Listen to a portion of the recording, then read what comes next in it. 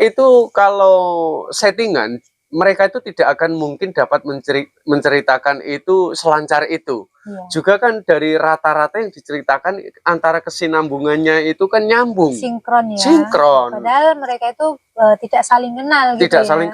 Kembali lagi bersama Anti Gosip TV, masih dari pojok desa. Walaupun kita orang desa, tetapi kita paling anti sama yang namanya gosip ya Mbah ya. Iya. Ngomong-ngomong soal kasus Vina Cirebon, nah kita nggak bosan-bosan membahas tentang kasus ini ya, karena sebelum kasus ini menjadi terang benderang, kita tidak akan berhenti membahas ya Mbah ya. Iya, betul sekali. Kita pasti akan kawal Iya. gitu sampai benar-benar tuntas kasus ini. Nah untuk terbarunya, ini terjadi yang namanya adu argumen gitu ya. Dari kubunya Ibtu Rudiana melawan kuasa hukumnya para terpidana gitu ya. Nah, di sini para kuasa hukum dari terpidana kasus Vina Cirebon ini, beliau ini menemukan bukti-bukti baru mengenai kasus Vina Cirebon ini, bahwa tidak ada indikasi sebuah pembunuhan ataupun ruda paksa gitu ya Mbah ya. Tetapi dari kubunya Ibtu Rudiana, penguasa hukumnya, siapa namanya, Bang Pitra ya. Iya. Bang Pitra ini mengatakan katanya itu cuman menghayal gitu ya. Bahasanya begitu guys. Menurut kalian ini yang benar yang mana sih?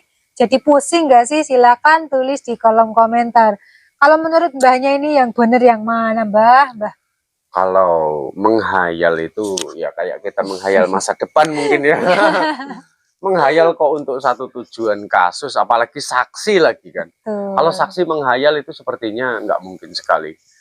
Dan menurut saya justru yang menghayal ini ya ini Bang Pitra ini ya banyak hayalannya. Iya, ya mungkin karena dia nggak punya kalimat andalan untuk membalas telak gitu mungkin ya.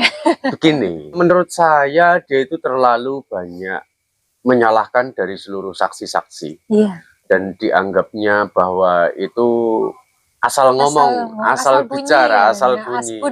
Nasbun ya. Ya mereka itu kalau settingan, mereka itu tidak akan mungkin dapat menceritakan itu selancar itu. Iya. Juga kan dari rata-rata yang diceritakan antara kesinambungannya itu kan nyambung. Sinkron ya. Sinkron. Padahal mereka itu tidak saling kenal gitu ya. Tidak saling kenal. Kalau memang ada selisih dari cerita seperti jam, seperti mungkin yang kemarin ini yang sedang ramai diperbincangkan ekstrak dari HP-nya Vina. HP-nya Vina, iya katanya yang saya dengar ada beliau ini berbicara bahwa orang ini katanya menghayal, katanya kan gitu ya. Betul. Menghayal itu menghayal dari mana? Sedangkan bukti-buktinya ada. Kalau seseorang suruh mengingat nomor seseorang yang sudah 8 tahun terlampaui, saya aja nomor orang sekarang, kawan saya sendiri, nomor istri saya sendiri aja saya nggak hafal. Iya, apalagi orang baru ibaratnya baru dekat sebentar gitu ya, baru ada seminggu gitu. Katanya kurang cukup bukti. Sekarang ini zaman ini sudah digital loh. Betul. Ini sudah apa-apa, ini sudah servernya itu tampak semuanya dari Google ya. Iya. Kalau memang HP tersebut bukan milik dari Vina, tentu ini juga bisa dideteksi. Dulu pengirimannya lokasinya dari mana, ya kan? Betul. Terus pemiliknya dari nomor itu, identitasnya di mana, servernya itu semuanya kelihatan loh. Sekarang kita aja nih ngupload video atau update status, lokasi kita ada di mana aja semuanya kedetek kok. Pasti kedetek. Tiap-tiap aplikasi itu punya ahlinya masing-masing. Apalagi gitu. Ini berkaitan dengan kasus yang besar ya, pastikan akan menurunkan IT yang super canggih lah ini. Nah itu makanya harus lebih diperluas ini pikiran dari Bang Pitra ini. Jadi katanya nggak cukup bukti ya cari bukti dong. Kalau memang mendebat itu ya silahkan cari bukti-buktinya dari mereka para ahli-ahli dari aplikasi yang digunakan. Mungkin BBM atau mungkin Facebook atau mungkin WhatsApp ya kan. Nah kata Bang Pitra ini kan bukti ekstraksi HP-nya Vina ini katanya kan udah ada dari dulu, jadi bukan sebuah bukti baru gitu katanya. Tapi waktu di tahun 2016 walaupun itu sudah terlampir, tetapi itu kan tidak diuji karena si Mbak Widya dan juga Mbak Mega ini kan tidak dipanggil, tidak merasa diperiksa di waktu itu gitu loh Mbak. Ini kan berbicara tentang argumen dari beliau. Saya ini walaupun tamatan SD nggak lulus ya. Ini ketika dulu untuk menyudutkan para terpidana ini adalah mereka itu mengandalkan dari saksi kunci dari AEP dan Liga Akbar. Dan juga Dede. Nah, sekarang ini sudah melemah semua. Nah, adanya tinggal bukti untuk menguatkan itu ya, itu apa, untuk memperluas ya, untuk memperluas, untuk penyidikan ini, ekstrak dari HP-nya Vina ini memang sangat diperlukan. Ya kalau memang dulu belum diamat-amati secara apa namanya lebih cermat ya sekarang nggak ada salahnya. Apalagi kan kemarin sudah ada PK, ya kan? Betul. Peninjauan kembali. Ini masih sedang berjalan ya, bentar sedang lagi berjalan. sidang untuk 6 terpidana. Iya. Gitu. Kalau misalkan menutup gitu saja dari ekstrak yang dianggap ekstrak dari HP-nya Vina ini, menurut saya juga ini akan mempersempit dari bukti penyidikan itu sendiri. Nah, padahal kan itu kan bukti ekstraksi itu kan udah ada dari dulu ya Mbah ya.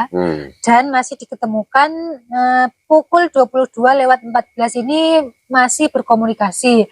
Nah, padahal pada sidangnya itu katanya kronologinya nih Mbah, pukul 21.40 itu sudah terjadi tragedi itu Mbah. Gimana itu Mbak? Padahal pukul 22 ini masih chatan itu Mbak. Ya, masih kalau SMS-an gitu. Ya, kalau bukti-bukti seperti itu, ada juga yang menyangkal kemarin itu saya mendengar sebuah konten ya. Ya. Beliau ini mengucapkan itu memang sudah disetting oleh para si pelaku supaya nanti ini dari penyidik ini menganggapnya bahwa ini adalah kecelakaan tunggal seperti itu. Ini justru malah pikiran yang lantur. Mana mungkin seorang pelaku sampai berpikir nanti ini biar nggak kedetek untuk menghilangkan barang bukti dan sebagainya ya. Untuk menghilangkan bukti-bukti, maka ini untuk memperkuat argumen kok bisa. Maksudnya dengan jarak secepat itu refleks berpikir ke arah situ kan nggak logis sekali itu. Ya mungkin skenario yang dulu mungkin wah kurang tepat ini jamnya gitu ya Mbak. Iya. Ini saya yang nggak habis pikir. Jamnya nggak sinkron ini. Yang nggak habis pikir itu kok buru-buru dia mau SMS-an, mau chat BBM-an, mau telepon, pura-pura telepon, bahwa yang telepon itu sebetulnya pelaku. Iya. Buru-buru kayak begitu ya. Betul. Nggak mungkin sempet dengan jarak yang segitu sempitnya dari kasusnya itu. Kurun waktu yang sudah disepakati kemarin jam berapa? Terus pukul 21 berapa gitu. Nah, terus kemudian jarak telepon ataupun bekas dari chatan itu jam berapa? Sekarang kan untuk mengamankan dari jenazah itu, kalau memang itu pelaku tindak kriminal itu kan jelas-jelas waktunya sangat mepet sekali, nggak akan mungkin sempat, logika saja lah itu mah. Terus juga kalau misalkan kejadian itu terjadi gitu ya Mbak ya, pasti kan yang para pelaku ini udah pada beratnya melarikan diri lah gitu ya, nggak tahu kemana gitu. Saya sempet-sempetnya pegang HP gitu. Terus gini juga loh, begini gitu loh, saya itu kalau memang ini letaknya itu katanya di belakang gedung apa? Pencucian mobil katanya, atau showroom gitu. Di belakang situ. Kok kenapa repot-repot harus dibuang ke flyover? Bu ya ditinggal aja kan aman. Terus juga katanya tuh nggak ada darah berceceran gitu. Apalagi sidik jari dan yang lain sebagainya tidak ditemukan di lokasi yang dicurigai, ngapain repot-repot buang ke flyover? Logikanya kan, wah keburu ketahuan. Apalagi melintasi jalan raya, CCTV di mana-mana, Orang di tahun 2016 itu juga nggak, menurut saya juga nggak gaptek-gaptek banget. Mereka lihat di mana-mana banyak CCTV, masa membuang mayat di flyover kurang kerjaan sekali. Bu, ya langsung ditinggal aja. Karena secara nyatanya buktinya itu yang di lokasi, yang di belakang katanya lokasi tempat terjadinya peristiwa itu tidak ditemukan apapun, barang bukti apapun. Ya kan aman, ngapain dibuang ke flyover? Iya toh. Betul.